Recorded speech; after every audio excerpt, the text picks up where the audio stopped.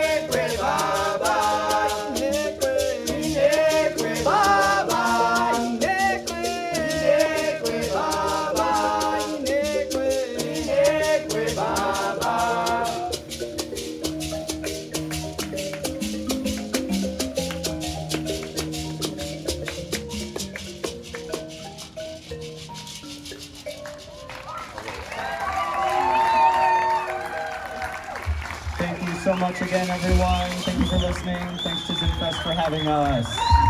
Have a wonderful rest of your festival. Buy our shirts.